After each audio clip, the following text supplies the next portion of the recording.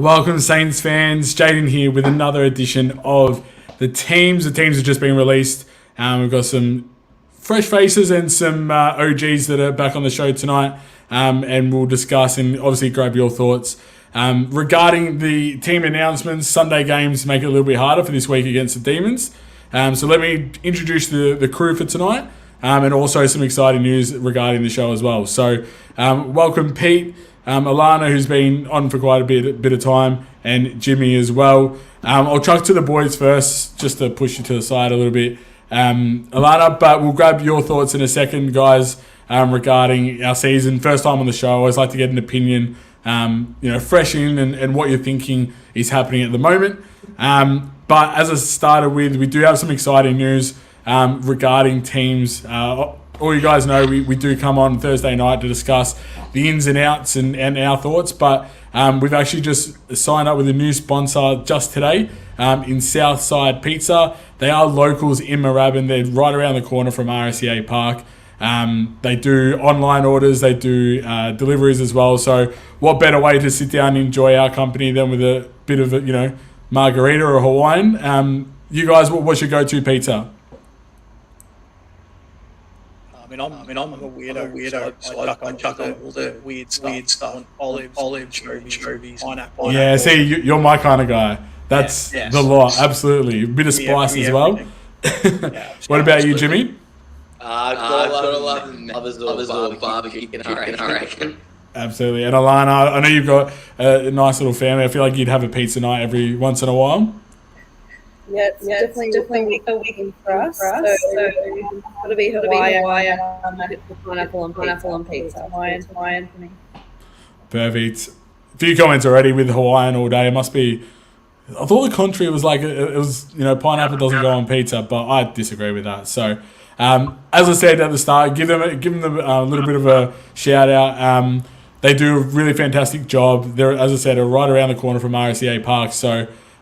We can definitely get a little bit of, food from them Thursday night, especially as the footy's on. What better way to get that all sorted? So, just in regards to tonight, we'll go through, as I said, we'll start with Pete and Jimmy, just on your thoughts regarding our season so far. We all know that it's not the absolute best, but I just want to see what your guys' thoughts are at the moment.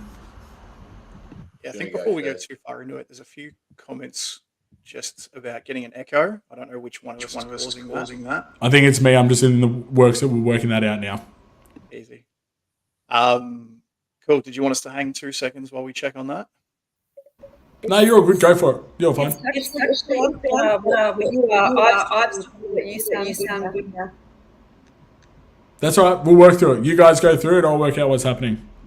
Cool. All right. How's the season going so far?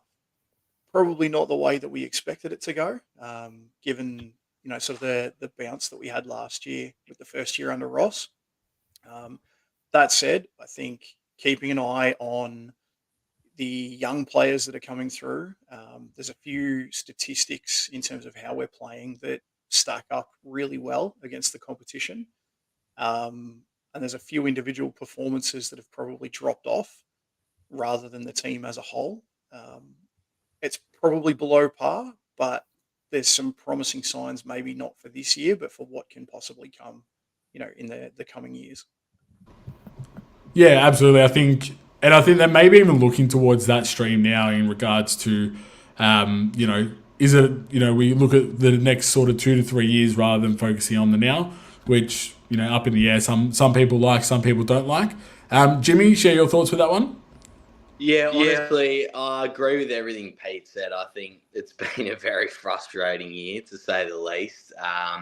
Going to the Freo game and, I guess it's just been disappointing, because us as Sainers, we expect better and we want to see better, and we're clearly not seeing that this year. So I think from my point of view, I think it would be just, looking at the positives from each game, essentially, and, how we can get better. We've got some really young, talented players, and I think just, looking at what we can do better each week rather than, expecting the best out of the players this year, because clearly it just hasn't gone our way this year.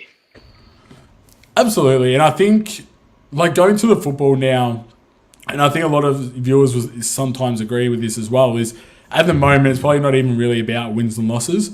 Yeah, they're nice when they come through. You know, we celebrate when they do. But it's the form that we're playing with at the moment. You know, we're either playing with a quarter and a half. We can't do a full quarter performance. Our ball use is absolutely disgusting. I've discussed Oppo View in last couple of weeks where statistically we actually stack up against these oppositions. I did one for Melbourne, which is releasing tomorrow. That is, again, I think they only sort of beat us in a couple of stats that aren't key metrics. Fremantle, same situation. So we're getting the ball. We're doing what we need to. The fact is we can't put the polish on it. And at the moment, that's the difference between scoring 60 points and, winning games and winning them comfortably. So let's have a look without further ado. Alana, I don't want to grab your opinion because we've seen you enough to sort of know where we sit on those things. From first thoughts, and just while I go ahead and share the team that's been released, it is for a Sunday, so albeit it is a little bit difficult to know the exact teams that will be released tomorrow afternoon. I think it's about 4:35. But looking at that list that we're just releasing up here, Stocker, Burns, Higgins, and Sebastian Ross, or Seb Ross, back in. Higgins returns from suspension. The only out is Mateus. What do we think of that? It's a tough one, isn't it? Because he hasn't performed probably the way that we were expecting. I think a lot of it was going to come in and have a pretty immediate impact in terms of playing forward last year, hopefully moving on ball a little bit more this year, almost like Mitch Owens 2.0, and it just hasn't happened. That's probably not on him. I don't think as a whole the team is playing as well to support him as we could. What I would hope is that this time he gets a solid block in the VFL. Give him a month. Give him some sort of target, some sort of benchmark that he needs to hit, and know that he's not just going to be yo-yoed in and out of the seniors. He needs a solid month in the VFL to regain some sort of confidence. Absolutely. I think at the moment he's not at that level to be able to go in and out on a consistent basis. You can maybe do that with Zach Jones or Seb Ross, like those older experienced guys. But for him, I think now he played really, really well, last year. Probably exceeded expectations a little bit. This year's been a lot under par from what everyone's expected. I think now let's put him back in the twos and give him a real stint there for, as you said, a month to really regain some form, regain some confidence, and then put him back in once he's ready. Jimmy, same thoughts with you? Is there any unexpected? Yeah. There you're right. I would agree 100%. Everything the guys have said. I think a lot of expectations probably been on because of how well he played last year, and maybe like exceeded expectation. But I think, give him a solid stint in the VFL, and he's a young kid. He's like, what is he, like 18, 19? So I think, just give him a solid stint in the VFL, and then hopefully bring him back in. But I think, given the age he's at, I think everything's just a learning experience for him as well, Absolutely. I do agree with that. He's still a young lad, still got plenty of time left in him. There's no issues at all. There's some comments here that I just want to bring up and get your opinion, Alana. Let me just bring up one here from Ollie. Interesting that Garcia and Crouch, who are in good form, not getting rewarded. Were you surprised with no inclusions from the Sandies? They had a 110-point win against Richmond last week. There's some really good performances there. Were you surprised there was no inclusions from there? Yeah, definitely. I was expecting Crouch probably to come in after his performance, and I myself would have put Garcia back in, probably at the expense of Collard. I know I thought Higgins would come back in, no brainer. I'm happy for Butler to come back through the resis, but I would have thought Garcia, given that he's already come in, and I thought he's been okay in the twos. Like, he hasn't set the world on fire, but he's tackling and things, like he's been up and about. So I probably would have rewarded his game. Crouch, I'm only thinking because he's had such a long stint, maybe they want to give him another week. And then it was quite a weak opponent on the weekend, so maybe they're thinking that. But I also thought Clark was probably due to come back as well. I probably would have put him in even potentially ahead of Crouch. So I was a little bit shocked by the sort of uninspiring ins, if I'm completely honest. I had a worse reaction to that, to be perfectly honest with you. I thought that was actually kind of disgusting, the fact that there's no movement. The only logical reason for that I can make is maybe they thought last week was too much of a knee-jerk reaction, and now they're trying to sort of weather the storm a little bit. But there was so many disappointing performances, not just Mateus. I thought Collard was extremely disappointing last week. Touched the ball a couple of times, kicked it out in the full a few of those times. I thought our midfield was absolutely smashed in the second half. Apart from maybe Caminiti, Rowe, and then I think the back line's been pretty solid. There was a comment here about Dougal Howard, which I'll bring up from Michael. Why did Howard still get a game as a D-grade player? I think he's actually been quite good this year. And I think our defence has probably been a little bit underrated, given the sort of storms they've had to weather. Like you look at it, from last weekend, Fremantle probably should have won by 50 points. If we're, completely honest and upfront about our performance, their inaccurate kicking was the saviour. So I think there's still concerns with our forward half, ball movement and transition, which I don't think these players are going to help assist going forward. I thought Hunter Clark was someone that could come in. Garcia, again, he's been consistent in Sandy for majority of the year when he has played there, so that's not a yo-yo decision. I'd much prefer him in there. Sharman was disappointing last week, so it's really an endless list at the moment of performances going out on the park and what we're expecting. What I do want to focus on some positives though, and we'll start with you, Pete. Rowan Marshall, the last probably month or so, has really elevated his game. I think he's, apart from a few errors with his disposals, he's been pretty consistent and arguably our best player. What would you like to see more from the team to help him going forward? It's funny that those last two words you mentioned, going forward, that's what I actually want to see from the team and what I'm hoping we can get more of the rest of this year. We might comment on a few other players. I'm probably more frustrated that we're still yet to see Max Heath get a run at any point. And I know Tom Campbell's essentially a playing coach in the VFL, but even bringing him in for a stint and just seeing what it looks like with Roma playing as a deep forward and maybe giving Max a chop out, get Max up the ground, get him, in the play a little bit more and not relying on him to, take pack marks every forward 50 entry in order to kick a winning score.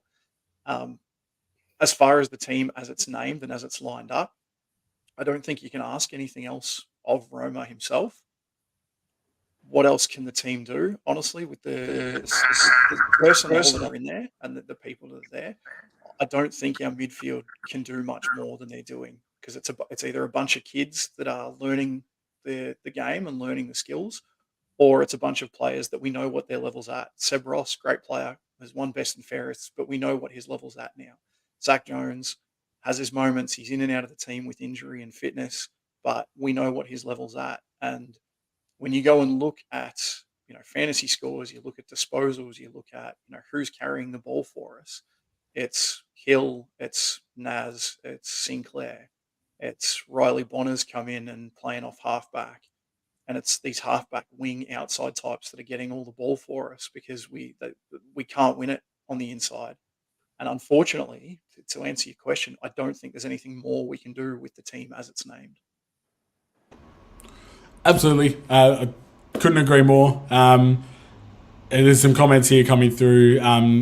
Just want to touch on Stephen. Why is the same players in, week out? Others can come in, not get a game. I thought this week was the opportunity. I do like Melbourne's midfield, if I'm completely honest.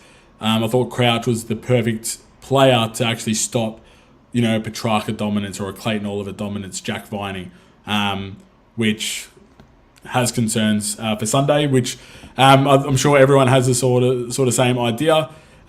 Jimmy, just while we touch on Rowe and his ability as a one-man show at the moment as a ruck, but without being able to go forward, can Jack Hayes, we saw it a couple of times, there was a little concern last week, I think, from an injury perspective, but he still played for Sandy, kicked 2 goals, as Kenny's mentioned here, 2 goals, rucked well, clump marks, not named again. Is there any concern regarding that? Or, because I feel like he's the best prototype that we could have for Rowe Marshall. Look, 100%. I must say personally, I love Jack Hayes. He's my boy.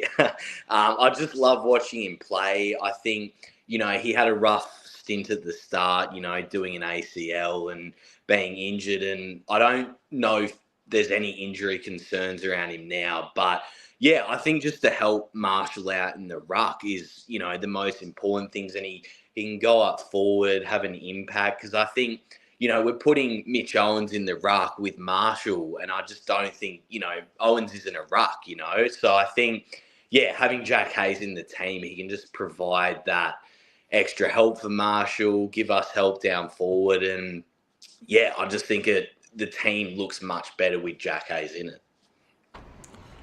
Just while we touch on Machito, and Alana knows my thoughts, people from home know my thoughts, but I want to get Jimmy and Pete's thoughts on his best position, because again, my idea is he needs to play midfield more. He's the best prototype that we've got that can have that contested ball about him, but also the burst of speed to break away from the pack. Do you guys agree, or where do you see Machito's place in that 22? For me, look, long term, I think he'll have bursts on ball. It's going to depend a lot on the development of a few other players. Obviously, our midfield is just screaming out for talent right now, right? So the obvious answer is to say, yes, I want him on the ball. But we looked so good last year with him playing as that third tall forward. He's aggressive. He lays tackles. He can take a pack mark. He kicks goals. And I can't help but wonder if you were able to either draft or acquire through free agency. We're talking about LDU has come up a few times, connected to us. If you could end up with a midfield that could allow him to play 70% forward as that third tall forward, like we see sort of Sharman doing at the moment, Caminiti doing from time to time, I honestly think that would be where we could utilize him best. It may be that we have to play him in the midfield because we just don't have the talent there. But in a perfect world, I would love him to be playing 70% forward and just have a burst of 5 or 10 minutes here and there, like Shai Bolton does at Richmond.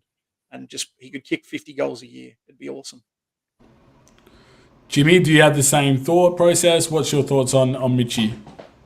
I pretty much agree with what Pete said. I think ideally, given how teams can get us in the midfield, I think particularly with Melbourne, Petrarca, Gawn, Viney, I just think probably more midfield time. I think, in an ideal world, we'd probably want to play him more so up forward, but I think because we are struggling a lot in the midfield, that's probably the area where we're just lacking most. I think putting him in a roving type role will help immensely with our team moving forward. Absolutely, and I think he's definitely a player that's flexible. So for me personally, last week I thought great decision to keep him up forward. Had a really strong impact in the first half. He was hitting the scoreboard. He was our most dangerous forward. Keep him there. But in a game where he's not able to have that impact, then that gives us the flexibility to say, you know what, go into the middle and then put someone like a Mateus or a Garcia or someone on the wing up forward and create a bit of action. Maybe a Liam Henry who can do a rundown tackle and those sort of things. Where I just think at the moment we don't have that X factor ability where we've got that. Like look at Melbourne for example. Petrarca's got the ability to have 30, 35 touches and be a contested ball, stream out the middle and kick it from 60. But then he's also got the ability to go forward and really kick 4 or 5 goals, and he did it against Carlton a few weeks ago. So we need that player. We don't have it. I think Mitchie is one that could be that player, but for whatever reason, as Nick sort of said, everyone agrees that Owens should play in the middle, but he's just not. Whether Ross has a sixth sense that none of us do. I'm not going to question the great man, but there's definitely something that he's got up his sleeve. Alana, I'll come to you now. As I said last week, some poor performances. I thought Riley Bonner was pretty poor. Zach Jones, pretty poor. Are you surprised by their inclusions this week?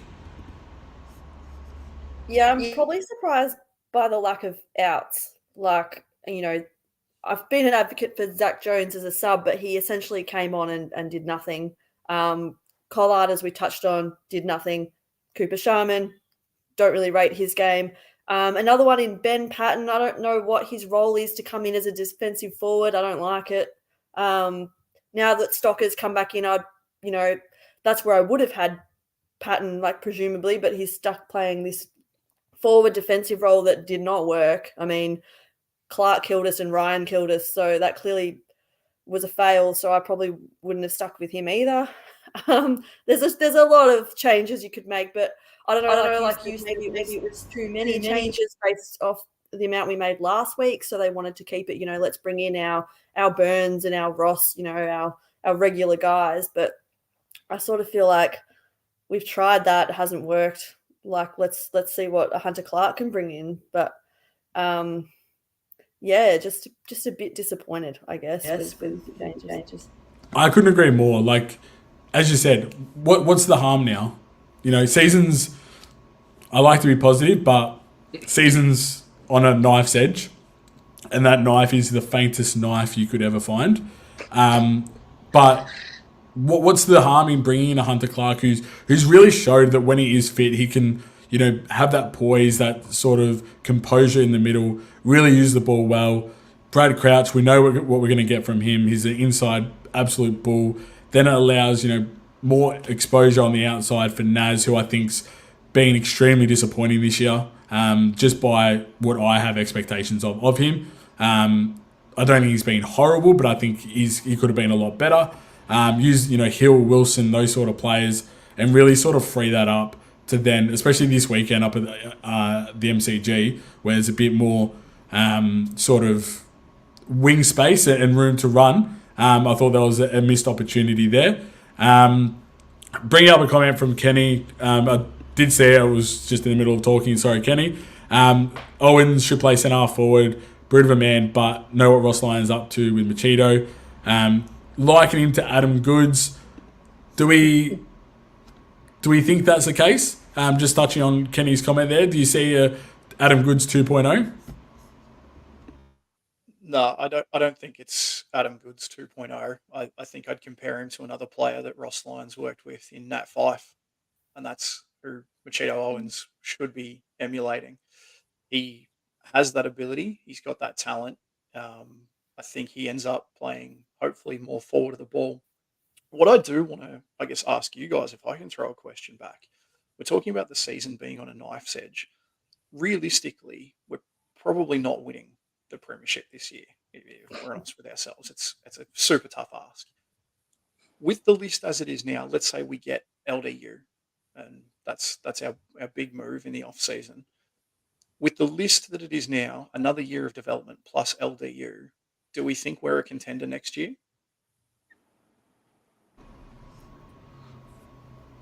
Start with you, Jimmy. Yeah, it's a good question. I think being St Kilda supporters, we the frustrating thing over the past couple of years is we just don't know what to expect year from year. So I think he would definitely, add that dimension and that, class to the group. And I think at the moment we're in desperate need of, that sort of spark. I think we just don't, at the moment, we've got so many good young players, and I think we just sort of need that sort of wow factor, which we just don't have at the moment. So I think yes, to answer your question, I think I think that it certainly couldn't hurt, and I think the frustrating thing is from where we were last year to this year and dropping off so much. So I think, yeah, just to add something, wow to our list, essentially, if that makes sense. Yeah, because I'll explain the reason that I'm asking that question is because, and this is probably a bit of a bomb for you guys to hear, I don't think that Ross has come in with the immediate intention of winning a premiership. I don't think that's the mission statement that he's been given. I think if we were in the win now, this list can grab a flag, let's go. I think we would have been a lot more aggressive last off season. I think we potentially would have kept Ratton because the talk was that a lot of the players loved him and we would have kind of kept that momentum going. I think his mission statement is to come in and completely overhaul the development of this club. And it's awesome that we get to have this chat coming up against Melbourne because as Saints fans, we always get clipped. You took McCartan, you took Billings, you could have had Track, you could have had Bont. It's like, that's great, guys. But look at all the other top picks that we've had that haven't developed properly. And the one guy that we've all kind of talked about in this chat is Hunter Clark.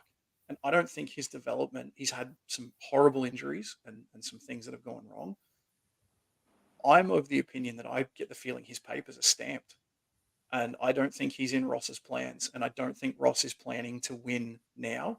I think Ross is looking at certain players to fill certain spots. And he's thinking in 2 years, 3 years' time.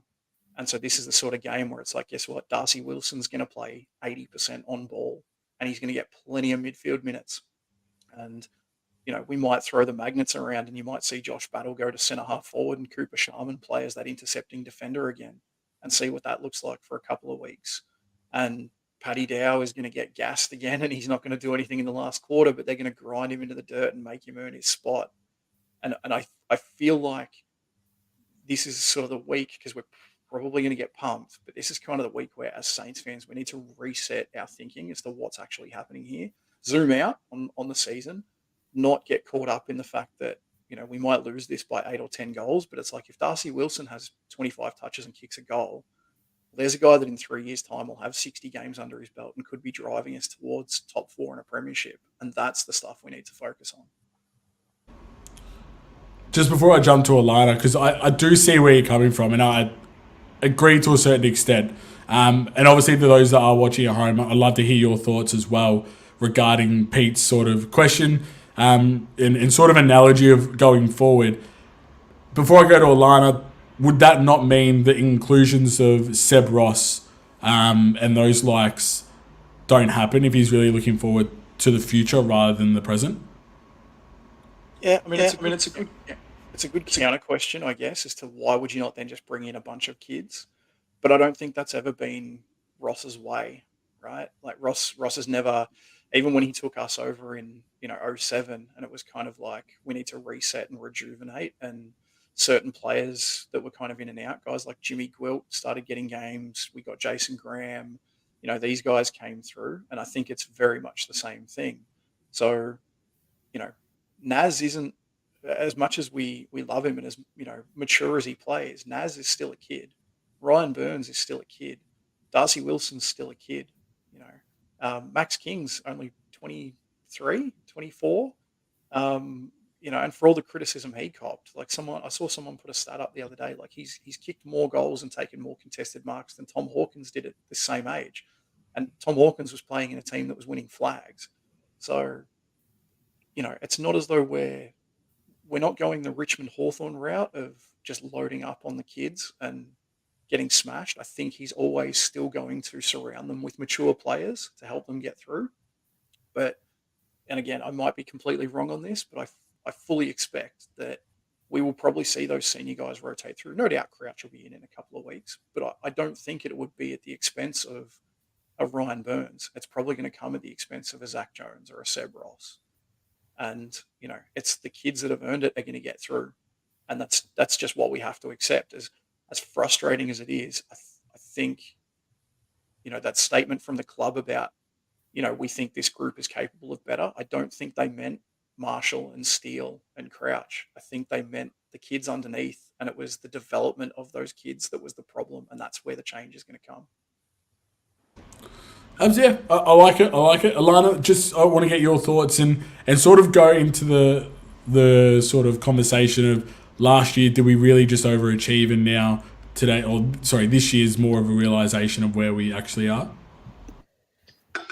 Yeah, I mean, if you look at last year, the reality is we probably shouldn't have played finals. I mean, it's very unusual for the Saints to be lucky, but everything fell our way in that last round where we ended up making it when we weren't meant to play finals last year. Like that was just a bonus. And I think coming up against the Giants at home, and obviously there was outside circumstances, but I think that game just sort of showed where we were really at. That's how far off it we were. I think the difficult thing with Ross is he's taken on the Saints, and us fans, patience is wearing very thin. I mean, one flag in 150 years. We want success. We want it now. We don't want this any idea of another rebuild, and we're all going to go mad. So he's and he's at the point too where you either love Ross or you hate Ross. And the ones who hate him, they almost want us to fail so they can say, "Oh, look at Ross. He's come in. He's done this to us. We're going nowhere. It was a wrong decision." And they're almost at a win-win, because if we are good, well, great. That's what we want anyway. So he's in this really tough position. The thing that I'm a little bit disappointed with is just that we're just not kicking the goals. Like I could cope with the losses, and yeah, we're a building young team, but there's just last year we had the excitement of like really good passages of play. We could hit the scoreboard. Like Owens' game on the weekend was sort of how he was playing last year, like every week. So we had this real excitement. Like we just haven't had that so much this year. I mean, Wilson's had his moments for sure, but we all just want to go that bit further. We don't want to be kicking 8 goals a week. But I do remember when Ross came on board in 2007, and he was so defensive, and the fans were saying the same thing again. Like, what's he done? He's destroyed this club. We only know how to play defense. And then next year we finished in the top 4. So I'm hoping that's just what he's trying to do. He's trying to get our defensive game down pat, because that's Ross. He loves his defensive game. I'm hoping that's what he's doing this year. Let's get our defense right, and then we'll worry about attack. That's what I'm hoping, because at the moment it's sort of been hard to stay positive kicking 7-8 goals a week. Can I quickly touch on that as well? Go for it. I'm huge on stats. Just to put that in context. So this season, we actually average more inside 50s than Melbourne.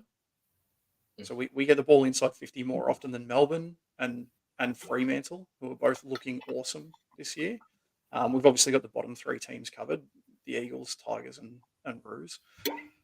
But the other stat is we also take more marks inside 50 than Melbourne, Collingwood, and the Gold Coast, and the bottom 3 teams as well.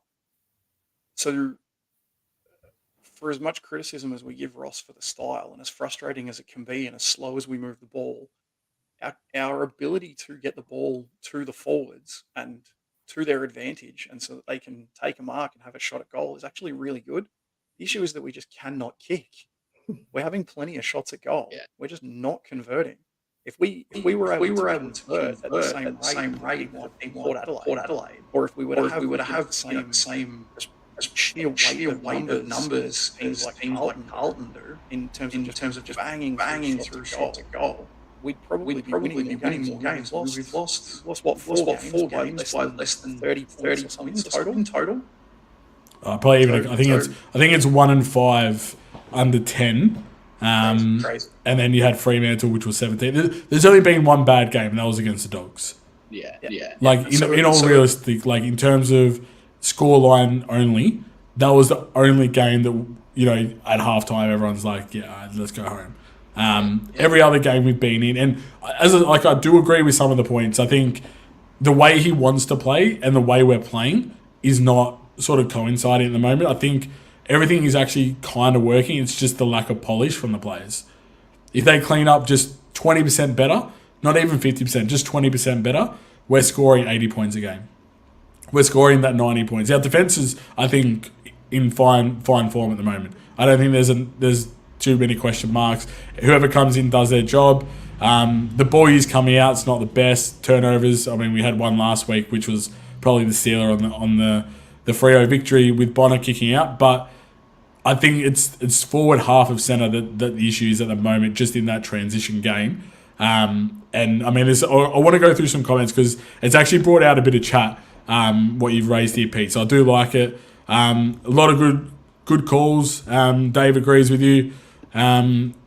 Chris agrees. A few things need to go out of the way before we even start talking finals. Ollie, as hard as it is, just need a little patience, and then the next couple of years, which will be good. I do think that both Lyon and Bassett are really in a mindset of we don't want to be good just for 1 year. We don't want to make, like last year, we don't want to make finals and then have a 2-3 year drop off and then keep doing that. Even though that's what we're sort of in at the moment, it's how can we maintain and sustain that level of success where we're in finals, top 4 consistently to actually, have a tilt at making or, getting that second premiership. One here from Nathan, forward defensive pressure is awful at the best of times. Count the amount of times teams have had the ball at centre-half flank and they've kicked it and it's pretty much been an open transition goal. Again, agree. I thought last week we were probably a little bit better at that. I thought Henry was much better as a sort of that rundown pressure. Comment here from Ben. We're top 5 in the comp for moving the ball from D50 to forward 50. Falls down forward of centre. Yep. So everyone sort of knows that, where we're at, what we're doing. Another top midfield, as you said, LDU would be absolutely ideal. I'd love a second ruckman. I think Jack Hayes is that, but whether or not they're not going to give it to him, as you sort of mentioned. Someone who can relieve Rowe, because I think he can be a damaging forward at the same time and really hit the scoreboard that way. And ideally, I love the attack that, even though it's only come out that it was a potential rumour and there was actually no substance to it, but that Jacob Wiedering rumour, I loved it. If you want to, get the best, go for the best.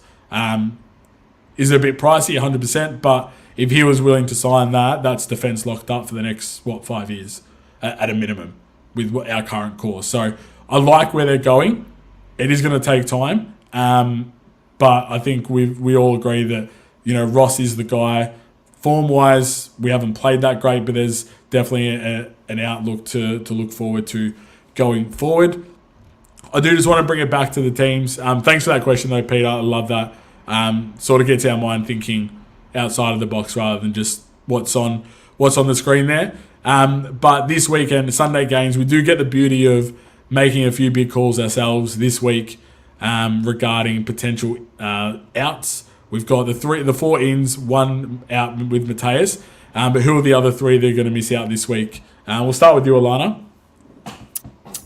Yeah, it was me. I'd probably be saying Collard straight up. I'd probably say Jones had his chance, didn't execute. And then it's probably out of Patton or Sharman. I just don't see what Patton's giving us that's worth having him. Like, I'd probably go with Sharman over him, to be honest. But I'd probably see Sharman as potentially being that third out or fourth out. Absolutely. I think the move for last week, Patton to the forward line, was defensive straight from the outset, which I was not a fan of.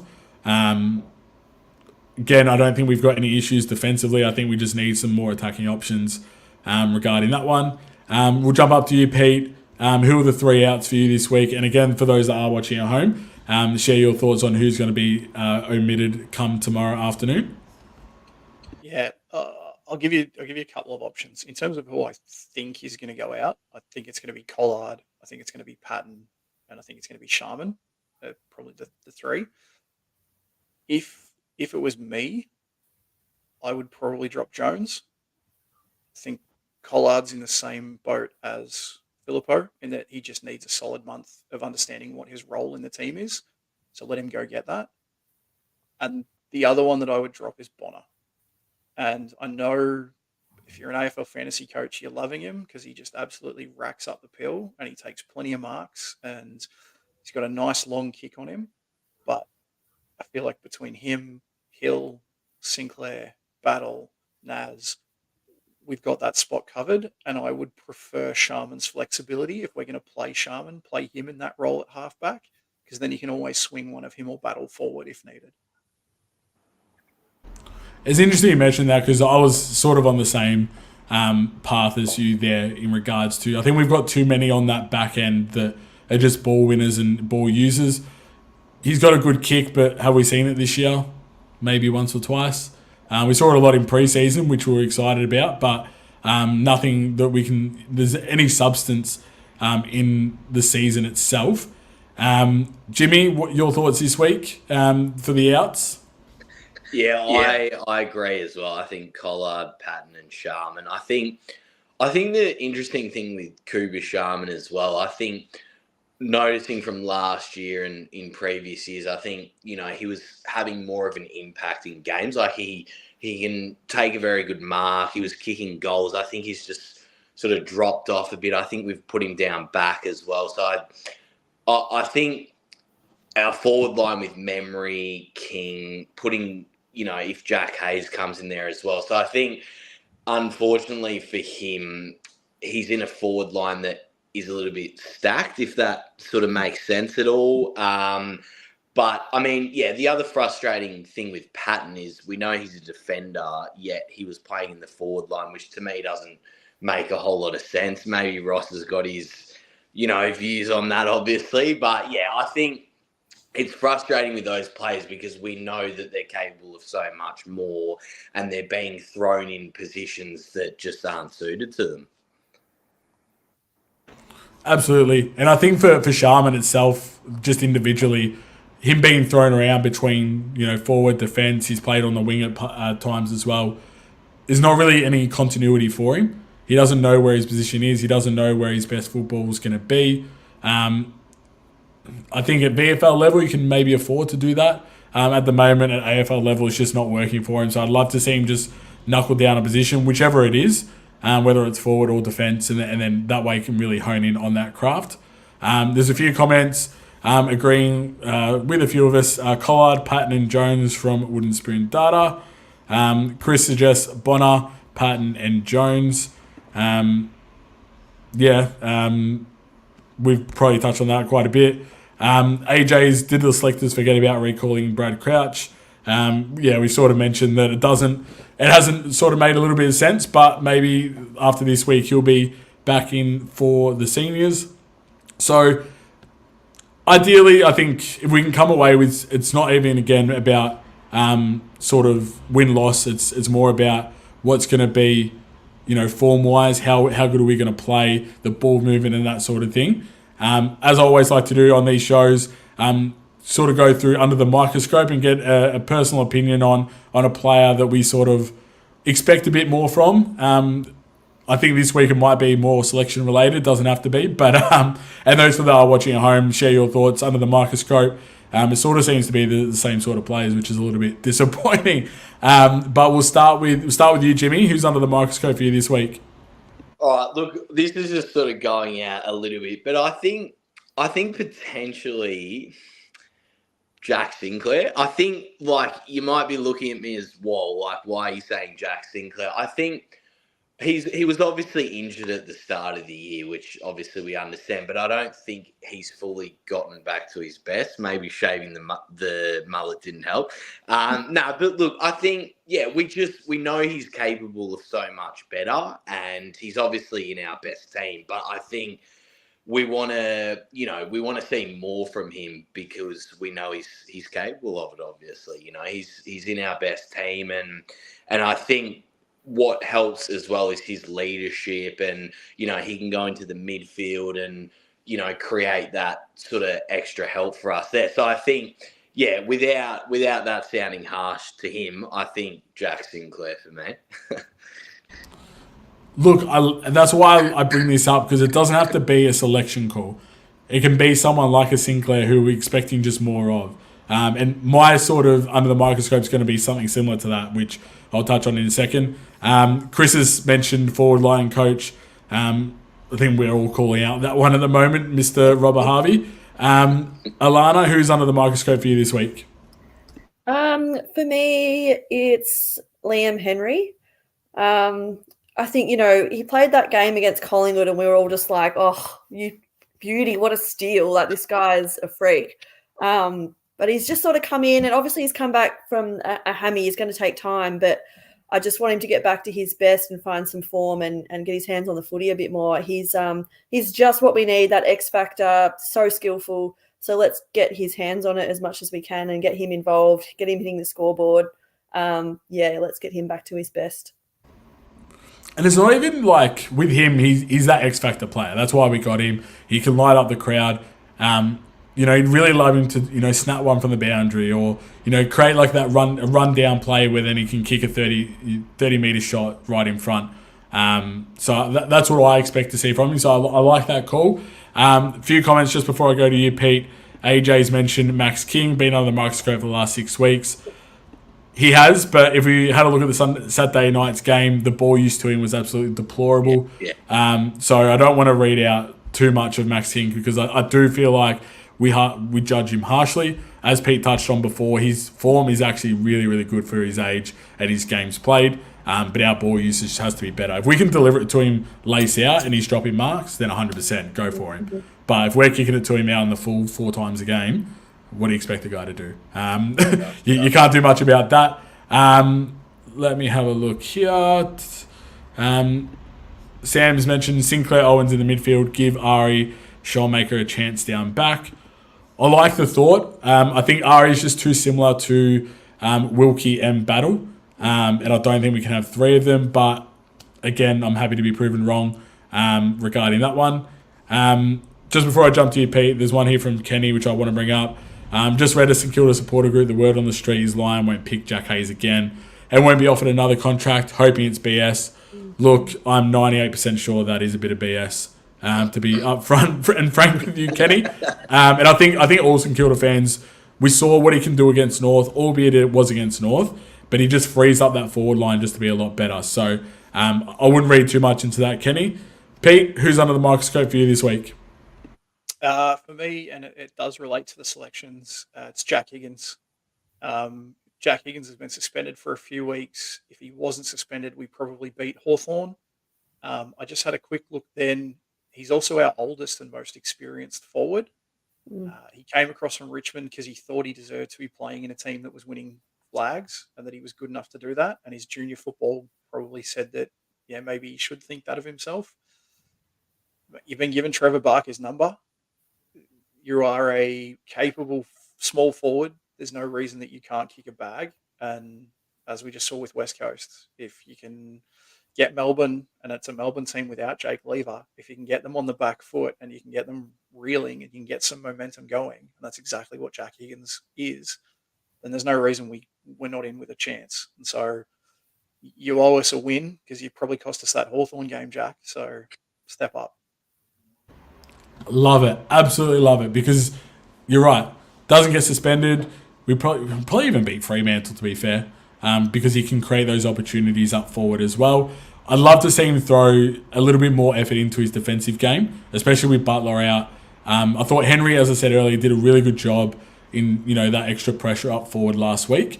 But chucking Jack Higgins, Collard as well. 3 lively small forwards that all love a snag. But it's a team thing as well. You got to be able to work both ways and really help create that opportunity. At the moment, it doesn't matter who kicks them as long as someone kicks them through the big sticks. And we do that, 12, 13 times a game, then I'm going to be a lot happier than scoring 8 goals a game because that's frustrating. For me personally, I touched on it before, Naz is probably under the microscope for me. Again, much like Jimmy, Sinclair's ball use hasn't been as good as what we're sort of known him for.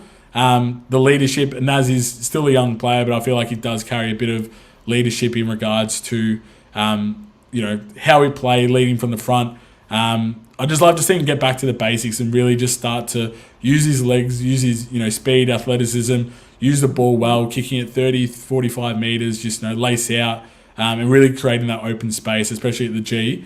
I thought, he could really utilise that extra room along with Hill, and really, help us kick a winning score. So that's my under the microscope. Kenny's mentioned here.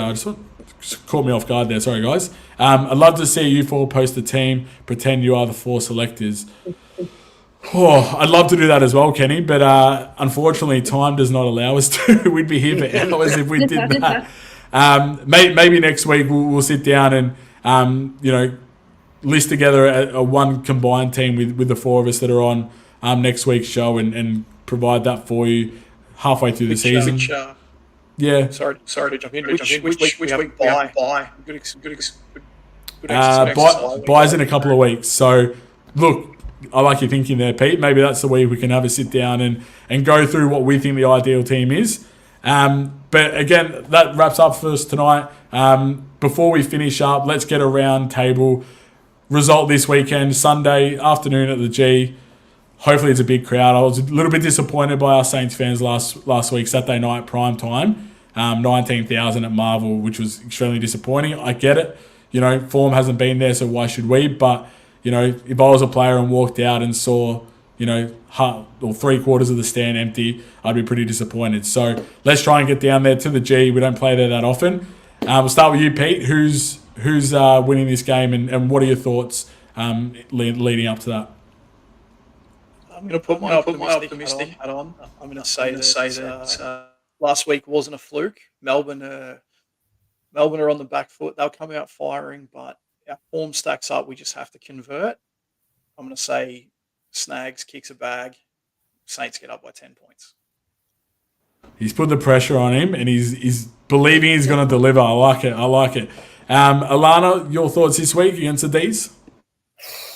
Well, do I go with my head or my heart? Because I don't know. To be honest, these days they're both on the same page. No, I'm sick of being pessimistic, so I'm going to say we're finally going to win a close game, finally, and Max King's going to fire up against May, because I actually think he was ready to fire up against Pearce. I actually really was enjoying that matchup, and then we kicked it out on the full to win 4 times, so I didn't get to see it. But I thought he was really imposing himself on that game. So it's just a shame we just couldn't get in the ball. So I'm just going to say Max King's going to lead the way, and we're going to win by a point. I like it. Max King does play the MCG pretty well. From previous history, he's had some really good form. He played well against the Pies there earlier in the year. And he started to clunk a few last week, so hopefully that gives him some confidence this weekend.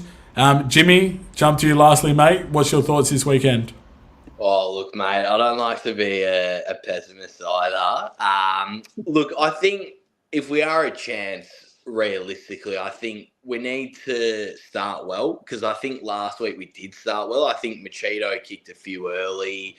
I think, like Alana touched on as well, and like you touched on with Max King, we haven't delivered it to him. We've kicked it out on the full so many times to him. So look, I'm going to go Saints by 7 points in a close one. I think we just want to see a fight from the lads. I think we want to see a 4/4 performance. I think the other thing too is, if we're in this game, we can't let it slip away. I think the Freo game, it was 47-all, I think, by memory at 3/4 time. And, I think, like Jake touched on in his video, we just didn't want to win the game. So I think if we want to win the game, then we need to take risks, and there's no harm in it now, really, is there? No, I agree. I think there's some comments here which I'm going to bring up in a second, but we need to play to win rather than play not to lose. Don't worry about anything else now. Just focus on the 4/4. I like you mentioning fast start. If you can average 3-4 goals a quarter, then we win.